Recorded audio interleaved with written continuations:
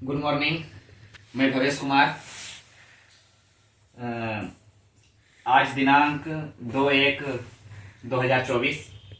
कल के क्लास में हम आपको स्पर्श के आधार पे व्यंजन के बारे में समझाया था और बताया।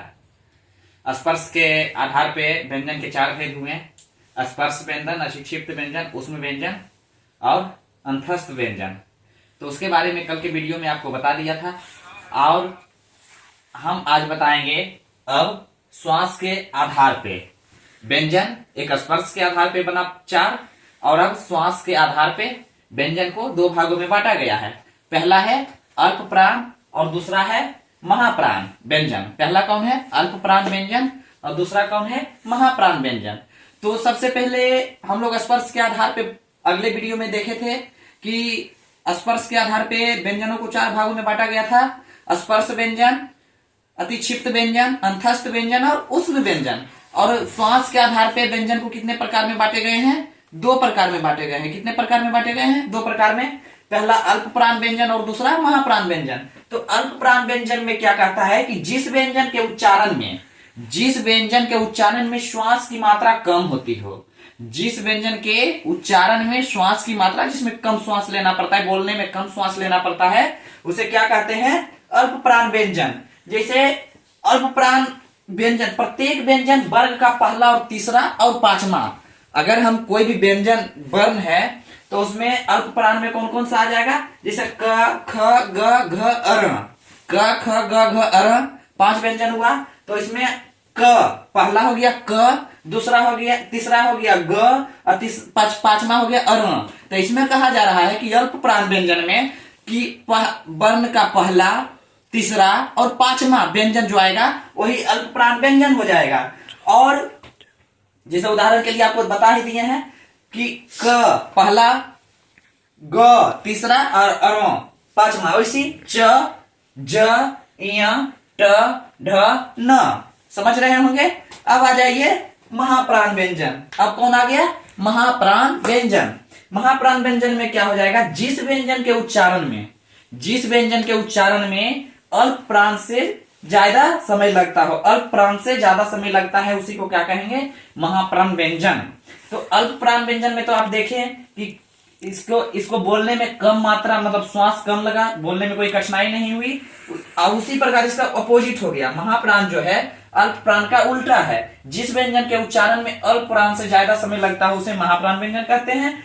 महाप्राण के प्रत्येक वर्ग का दूसरा और चौथा वर्ण, महाप्राण में, अल्प प्राण में पढ़े कि प्रत्येक वर्ग का पहला, तीसरा और पांचवा वर्ण, उसी प्रकार महाप्राण में प्रत्येक वर्ग का दूसरा और चौथा वर्ण महाप्राण होगा। समझ रहे हैं? तो इसमें देख लीजिएगा क्या हो जाएगा। उदाहरण के लिए पढ़ लीजिए ख, घ, छ, झ, ट, ढ। तो इसमें ख मतलब ख जो हो गया वर्ण का दूसरा और घ जो हो गया वो चौथा हो गया। इसी प्रकार इसमें देख लीजिए छ वर्ण का दूसरा और झ वर्ण का चौथा। अल्प प्राण में पहला, तीसरा, पांचवा और महाप्राण में दूसरा और चौथा। समझ रहे होंगे। और आगे के अब क्या है कि अब हमको पढ़ना है आयोगवाह। वर्ण को 3 प्रकार में बांटा गया था: स्वर वर्ण, व्यंजन वर्ण और तीसरा क्या था? आयोगवाह। तो हम स्वर वर्ण के बढ़िया से पढ़ लिए, स्वर वर्ण के कितने प्रकार होते हैं उसको पढ़ लिए, व्यंजन के बारे में पढ़े, व्यंजन के कितने प्रकार होते हैं उसको पढ़ लिए, और लास्ट जो है हम लोग का सबसे अंतिम जो है वो क्या है? आयोगवाह है। क्या है? आयोगवाह। तो आयोगवाह कहते किसे हैं? जो ध्वनि, आयोगवाह जो ध्वनि ना तो स्वर हो और ना ही व्यंजन हो, जिसको बोलने में ना ही स्वर का उच्चारण हो और ना ही व्यंजन का उच्चारण हो, उसी को हम लोग क्या कहेंगे? आयोगवाह कहेंगे। ठीक। स्वर वर्ण को पढ़े, जैसे ओ आ हर्षई दीर्घई, तो उसमें स्वर, क ख ग घ अंग, उसमें व्यंजन आ गया। लेकिन आयोगवाह कहता है कि वैसे वर्ण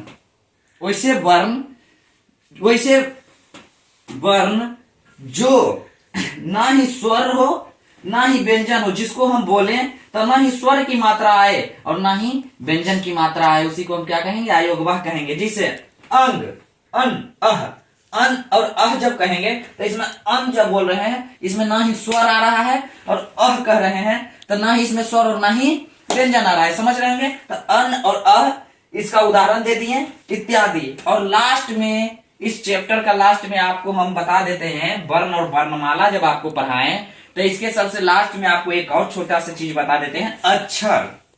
वर्ण और वर्णमाला में ही अक्षर आता है। तो अक्षर किसे कहते हैं?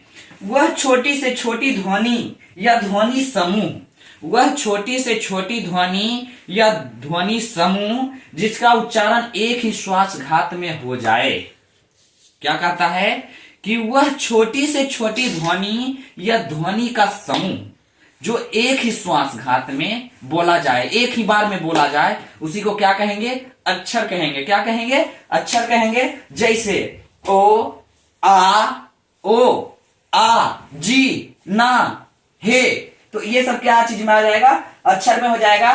तो वर्ण और वर्णमाला आपका क्लास ये पहला आपको 3 क्लास में लिया गया है। पूरे वीडियो आप देख लीजिएगा मेरे चैनल पे जाकर के। और एक बात बता देते हैं कि मेरे चैनल का जो नाम हुआ वो ऋषि द क्रिएटर है।